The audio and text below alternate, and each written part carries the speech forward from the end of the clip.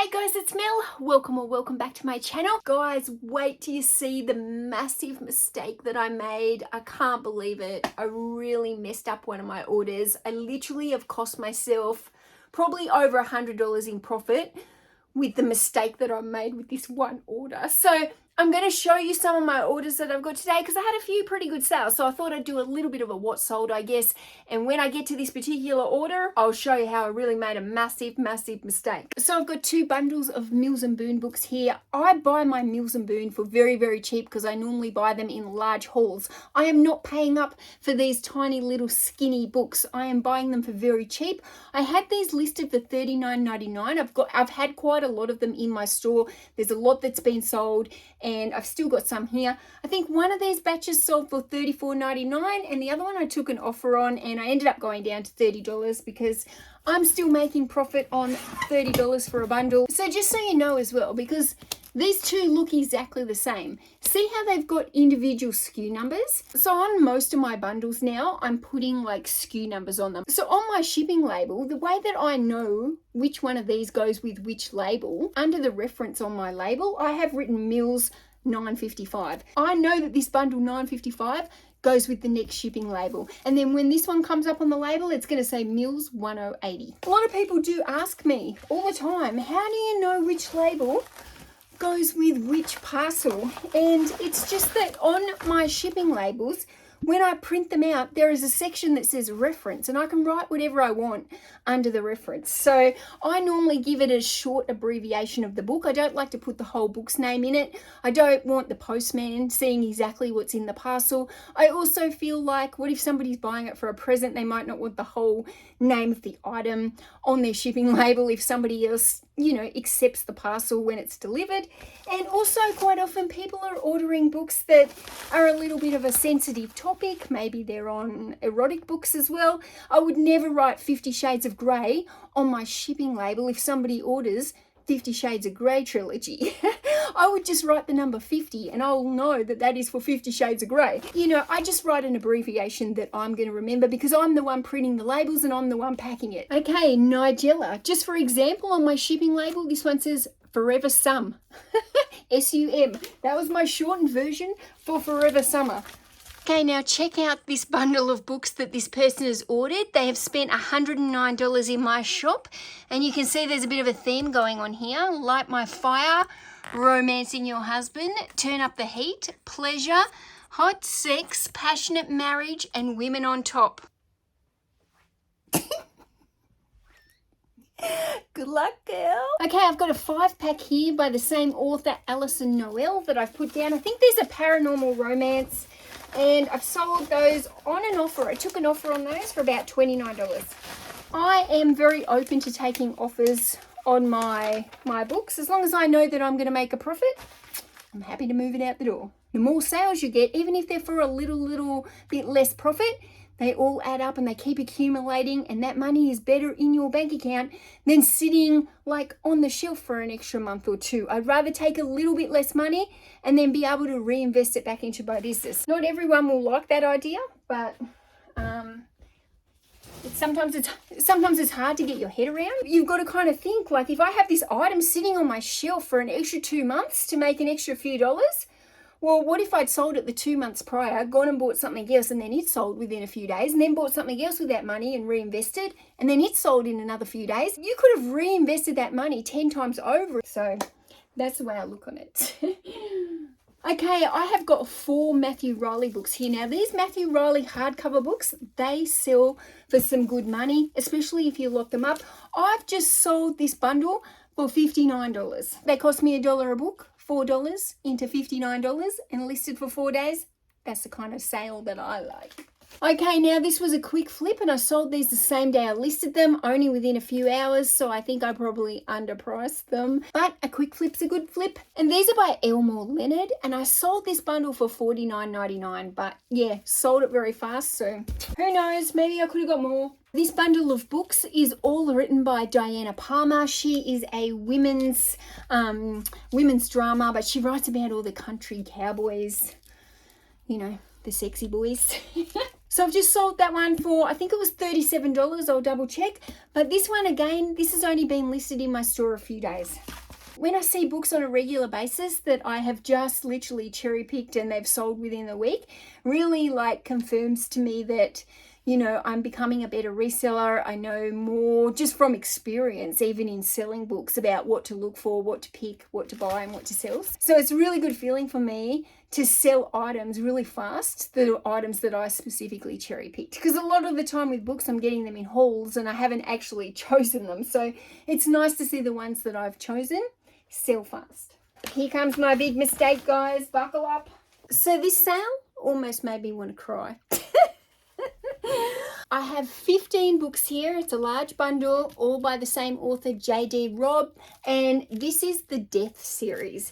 Now, if you don't know, J.D. Robb is a great seller, sells for really good money, and you can make a lot of profit on it. So there's 15 books here, and I paid $1 a book, and I listed this bundle for $139 plus $14.95 post. So what's that, like $155? I knew that I had priced it on the higher end, but because JD Robb is such a great seller, that is the reason why I priced it high. So I had a watcher come up on this on Sunday, and $139 plus post, I decided, look, I've had it for about 5 or 6 weeks, let's try and move it along. I sent them an offer for $119 plus the post. Well, I thought I sent them an offer for $119 plus post.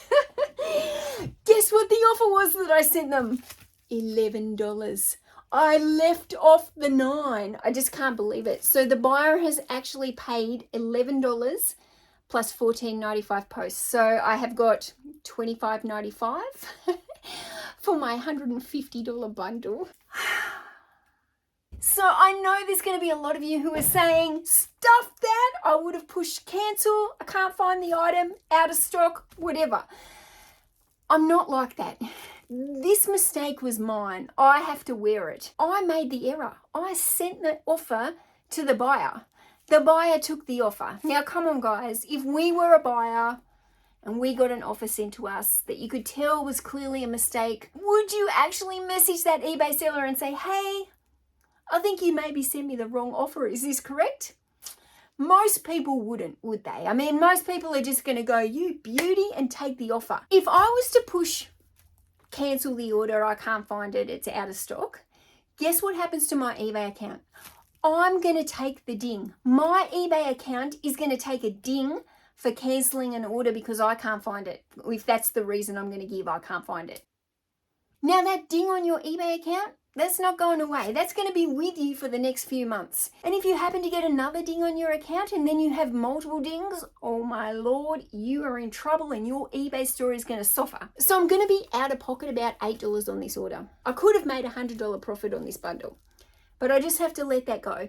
I have to wear that $8 cost because I can tell you that a ding on my account is going to cost me more than $8 over the period of time that that ding stays on my account. And that's the way I'm looking at it. I just sit there and think, instead of thinking I've had $100 odd loss, I'm going to say I've got an $8 loss on this bundle. Oh well, in business we sometimes have losses and this was one of them. Here is your reminder to check your offers before you send them. I can't believe it. Fancy an item that's listed for $139 plus post and you get an offer for $11. So would you have been the seller who cancelled it? Tell me the truth. I want to know the truth. Drop it down below if you would have cancelled that. And what if you were the buyer? Would you have told the seller that they'd made a mistake? 2 My Kitchen Rules cookbooks. Very thin, almost like a magazine. I've sold for $21. This is from an Australian TV show. This has actually got one of my old thank you cards in it. I haven't done that for a long time. So this must be an order. This must be quite old sitting on my shelves. Thank you. I appreciate your order. I am a mum hustling on the side, raising 4 kids and selling on eBay to help with the large family expenses. Your order is currently helping to fund my son's braces. Thank you from Melissa. Please leave positive feedback. So that's what my old thank you cards used to say. And now I don't use thank you cards. I can't be bothered, really. It's not that I can't be bothered. I just ran out and never ordered anymore. But I do want to get some more that are more, I'll probably get some more like actual back from Burnout ones so that I can send them off to anybody that leaves a message saying that they've watched me and they've bought from me. I think that would be nice. This one, as you can see, has got a pencil mark in it for $5. I cannot for the life of me find my rubber. It's obviously fallen somewhere, and I've checked everywhere. Anyway, I just have to hope that I go, oh, that box was only $5 and I paid $20. Even though I didn't pay $5, I paid $1. This is so annoying. Sometimes they put like the sticker from the charity shop on the actual page. Just got to be so careful it doesn't tear the page. Really annoys me that when they do that. It's like, why would you put a sticker on a thin piece of paper? Useless. Anyway, this cookbook by the Women's Weekly, it is a kind of like a step-by-step learning how to cookbook. Always sells well for me, this one, $28.90. Okay, I got a cookbook here, Express by the Women's Weekly. I can't remember what I sold that one for. I don't think it was very much, maybe about $18. This is actually a really nice cookbook. Yum. Look at that. Doesn't that look good? Pineapple pork stir fry. I think I might take a screenshot of this. Who likes pineapple in their cooked food? Who likes pineapple on their pizza? 3 Danielle Steele books have sold for $25. There's a new listing as well. Just listed those the other day.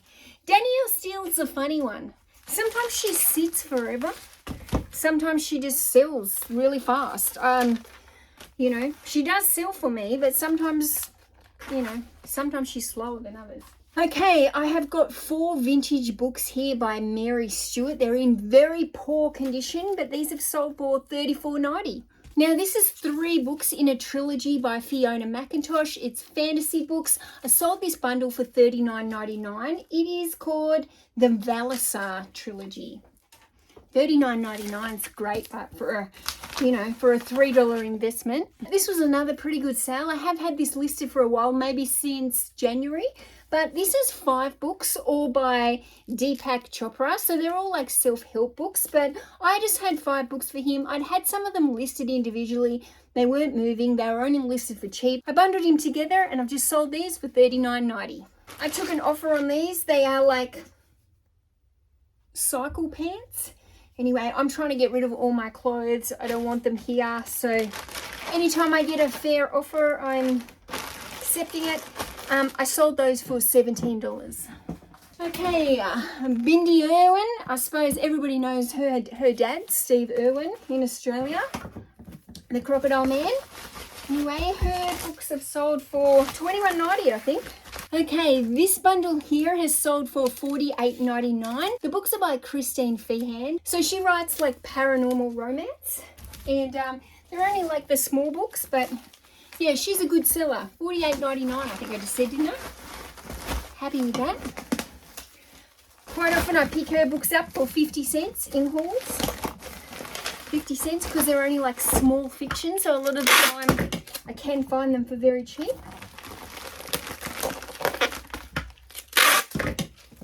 She's definitely an author amongst the, you know, the romance novels that I look out for. Simple Chinese Cooking by Kylie Kwong.